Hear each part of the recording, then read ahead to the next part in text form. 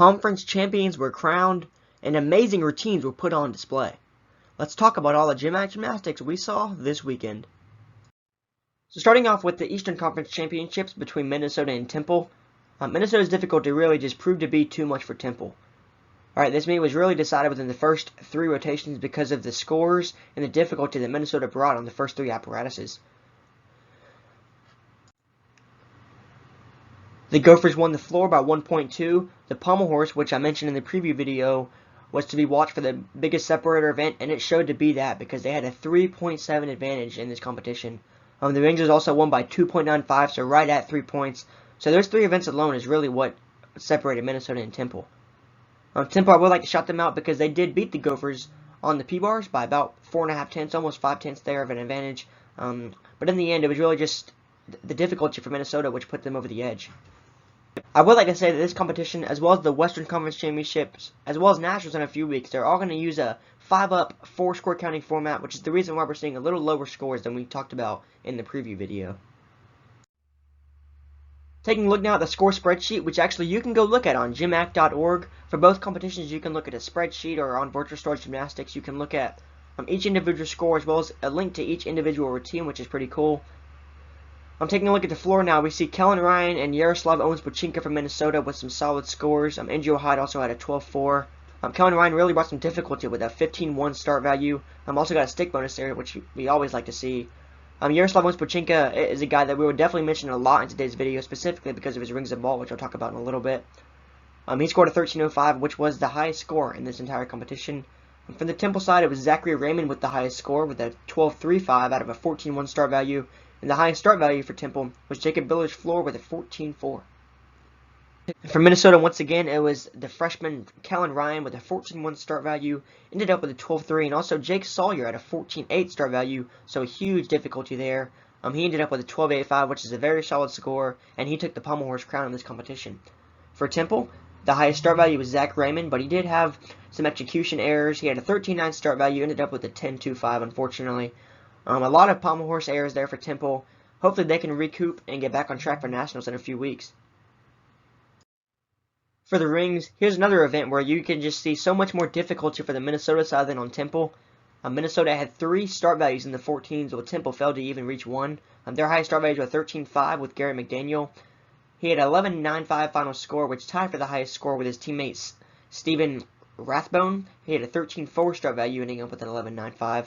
But for Minnesota, I mean, they had some huge start values and some huge scores. Specifically, Yaroslav Owens-Pochinka, 15.0 start value. He brought some crazy difficulty. He had a few Maltesers in there, as well as some great Yamawaki work. I encourage every single one of you to go watch that routine and look at some textbook Yamawakis there. And Yaroslav also got a stick bonus on a beautiful double layout dismount, earning him a 13.65. The vault is the event where things started to turn around a little bit for Temple, right? All 4 of the scores that counted for them, so their 4 highest scores, all had less than a point in deduction. Their highest score with Jacob Biller's 13.6 on a 14.0, so a very clean vault there for Jacob Biller.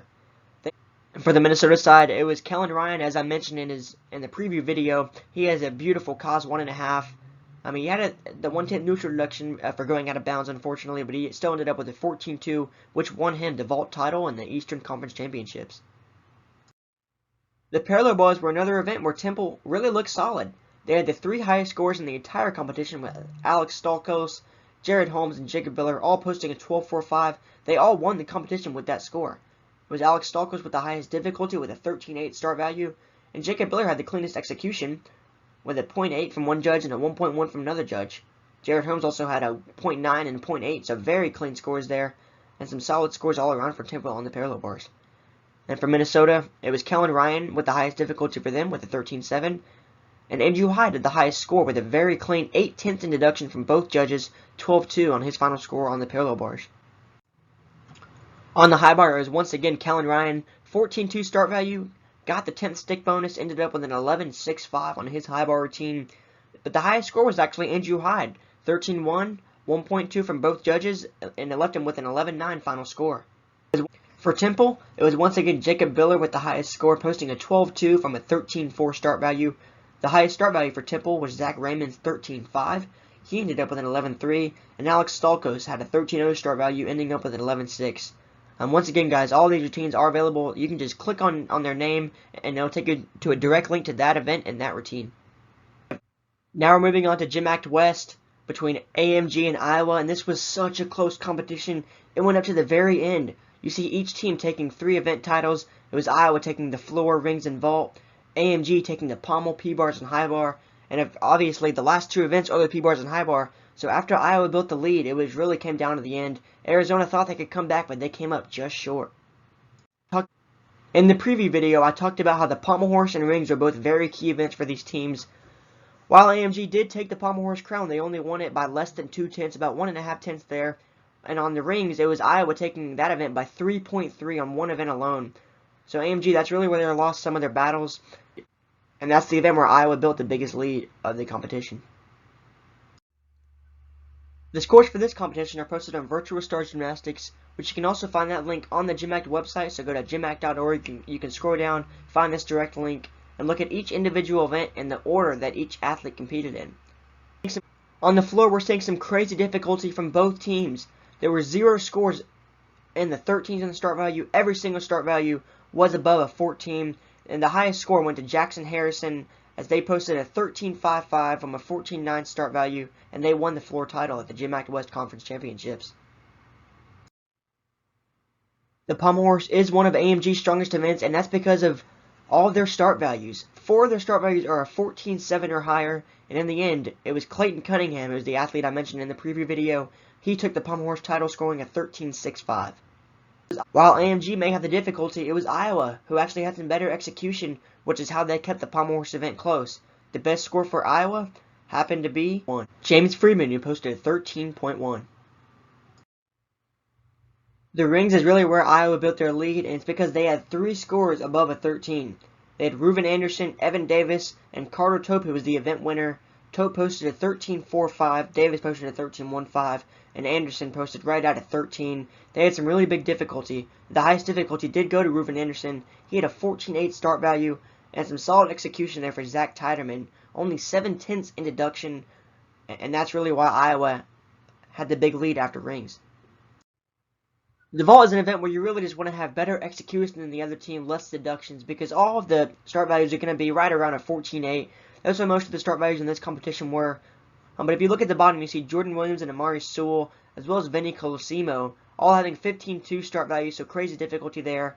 On the bottom 2 scores, Jordan Williams and Amari Sewell were the highest scores. You see Jordan Williams 14.25, but in the end, it was Iowa's Amari Sewell taking the event crown with a 14.4. The parallel bars is really the event where AMG came back into this competition a little bit. It's really because of both sides, right? Iowa had some disappointing scores from Amari Sewell, James Freeman, Evan Davis, all having some execution errors, some deductions. But AMG really had some solid scores from Caden DiGirolamo, Jonas Leao, Jordan Williams, and Hunter Burnett. They all had some solid scores. They took 2nd, 3rd, 4th, and 5th on the event, but it was Iowa's Evan Davis with a 13.4 to take the event title. But this is the event where we saw some things to turn around for AMG and Iowa in this competition. The high bar was one of those events that AMG did come out on top, and it's really because they had 3 of the top 4 total finishers on this event. They had Jordan Williams, who took the gold on this event with a 13.35, and they also had the bronze finisher Hunter Burnett with a 12.7, who finished just ahead of his teammate there, Caden Peacock, finished in 4th with a 12.6. But taking the silver was also the last athlete to go to clutch up the team title. In this competition, Iowa's Evan Davis ended up with a 13.1 to secure gold for Iowa in the GymACT West Conference Championships. We had 3 all-arounders in this competition. Jordan Williams, Carter Tope, Evan Davis finished just in that order. It was such a close competition between Jordan Williams and Carter Tope, both finishing above 79. Evan Davis, who probably came into this competition as the favorite for the all-around, ended up with a 76.65. He'll look to get back on track going into nationals, have a few less mistakes, but Jordan Williams can enjoy this GymACT West all-around gold title.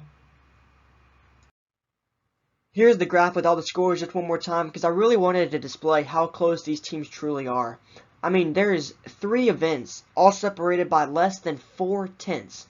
Floor and the vault separated by 0.35 in this competition, pommel separated by 0.15. So, I mean, these teams are truly separated by 1.35 in the total in this competition. It's going to be such a close battle at nationals, and I'm truly excited to see who wins the national championship coming up in 2 weeks.